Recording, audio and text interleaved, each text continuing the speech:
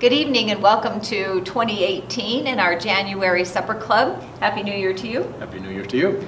We are so glad to continue our series on the prophetic life, living boldly in uncertain times.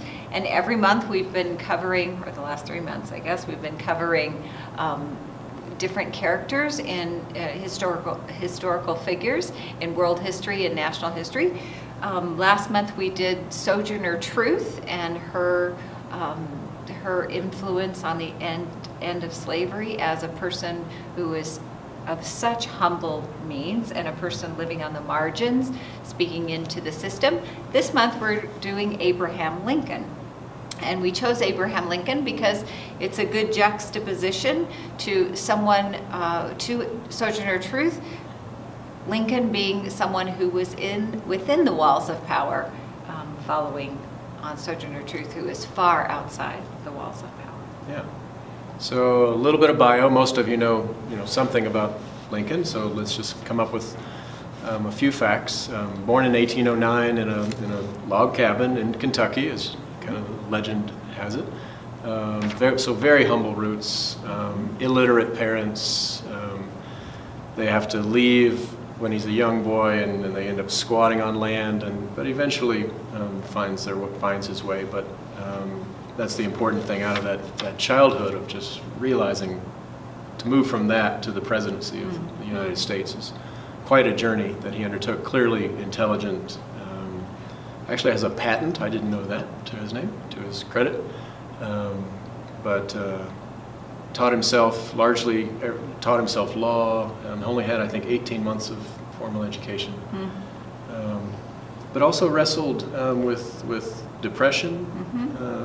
Yeah, I read a great book by Joshua Schenck called Lincoln's Melancholy, and I highly recommend it. And he talked really about one of the key characteristics and this author would say charisma, gifts that Lincoln had was his depression, and that his depression and his moodiness and his melancholy played into the power of his compassion and strength in his fight for justice to end slavery. Interesting.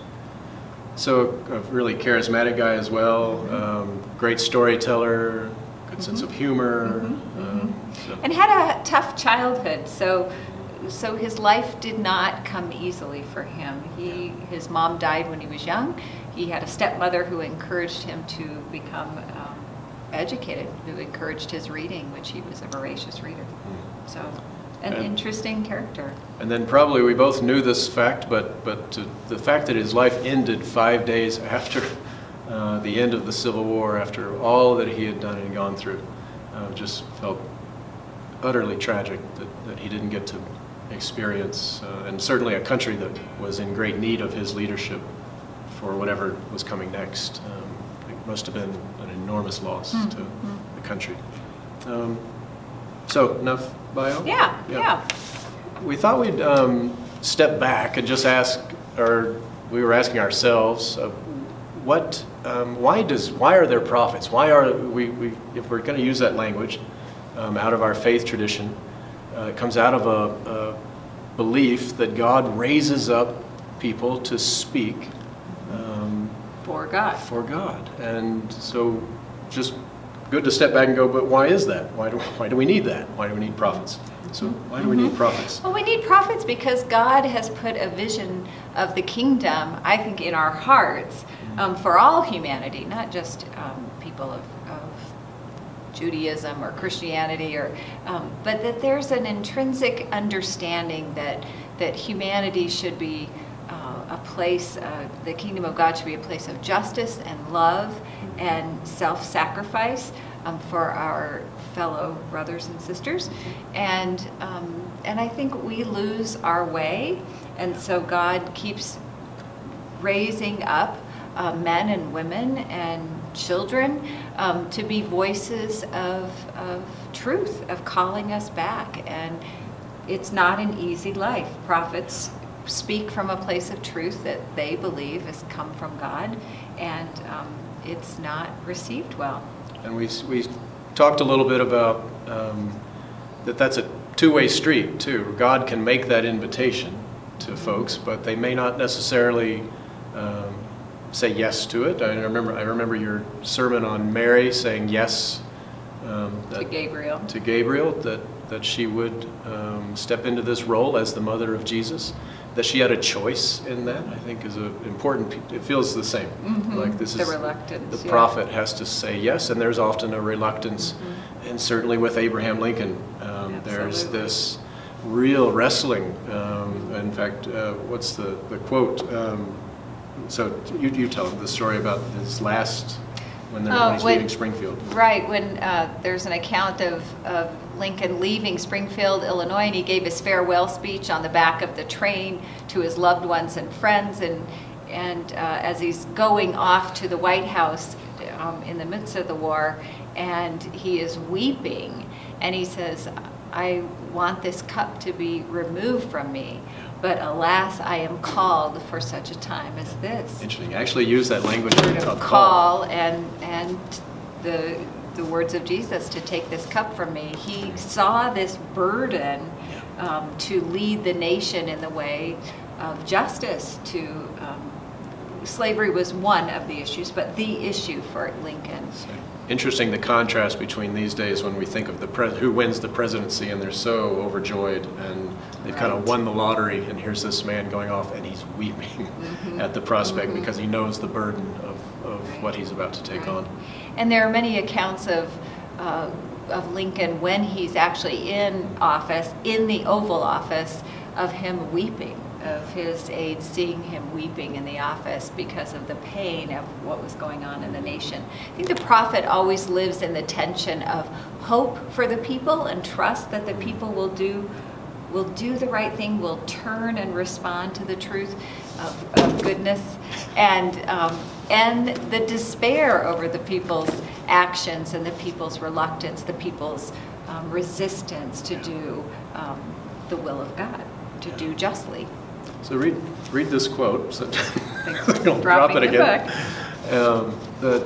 From Abraham Heschel. And this is a definition of a prophet by Rabbi Abraham Joshua Heschel in his study on the prophets. An analysis of prophetic utterances shows that the fundamental experience of the prophet is a fellowship with the feelings of God, sympathy with the divine pathos, a communion with the divine consciousness, which comes about through the prophet's reflection of or participation in the divine pathos. The prophet hears God's voice and feels God's heart. The prophet tries to impart the pathos of the message. As an imparter, his soul overflows, speaking as he does out of the fullness of his sympathy. He adds that the prophet is one who is impelled to speak because he feels the divine pathos like a fire in the bones.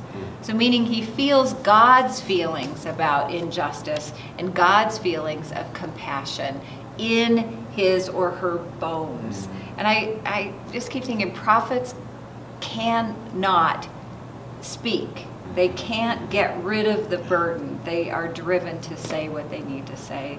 And it's a painful thing. There's so much suffering that goes. Yeah, it goes with it. Right, right.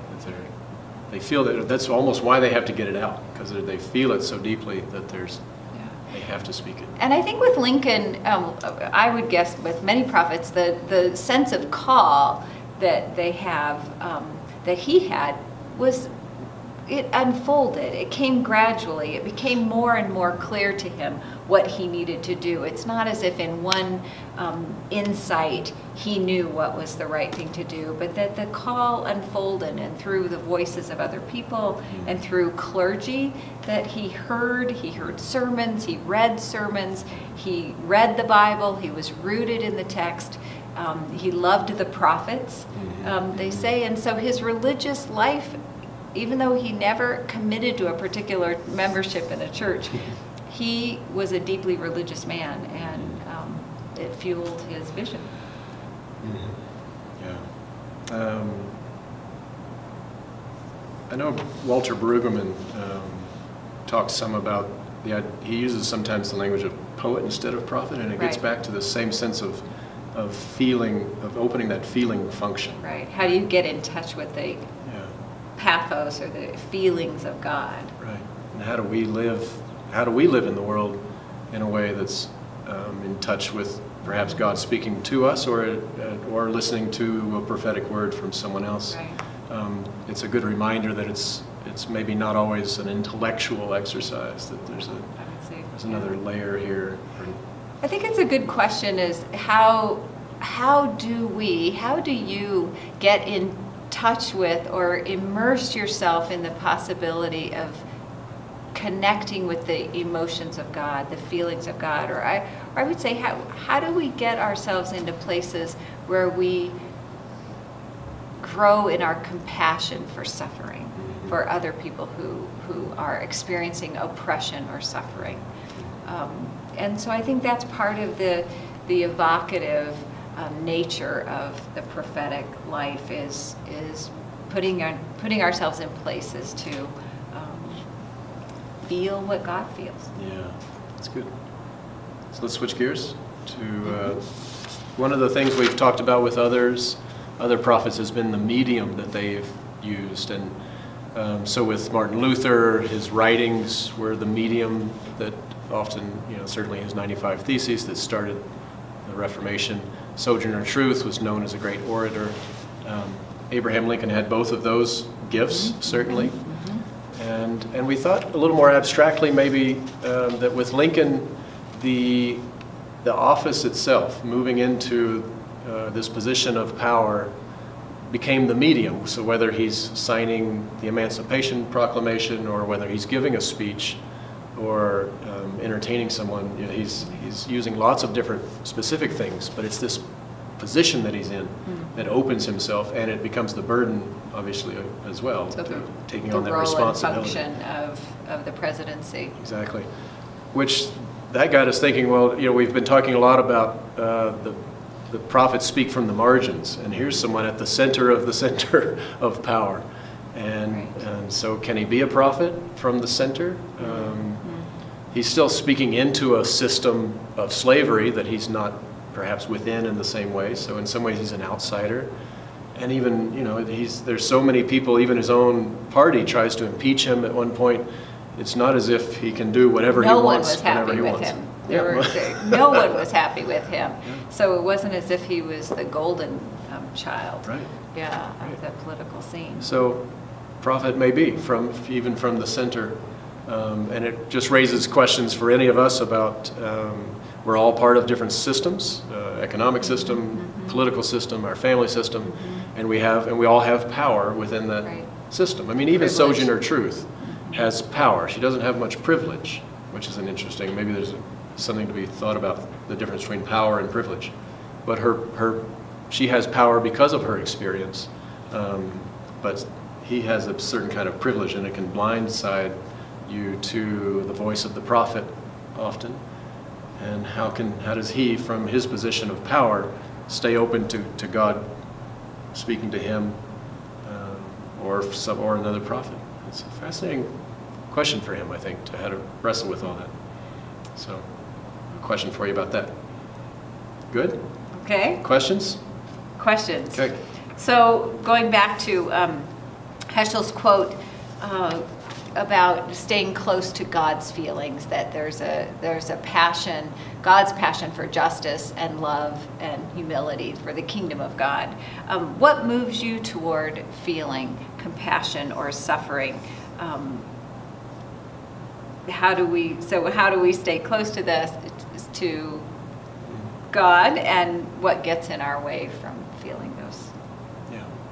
And then second, it works. You got that, didn't you? And the second one about this question of power and being in part of systems, think about the systems that you're a part of. Like I said, the economic system, we all have power in our economy or in our political world, in your family life, family systems. What's your role? What have you stepped into? Where's the burden in that? And where is it potentially blinds? Where are the blind spots for you because of the power? What you may have to lose in hearing a prophetic word.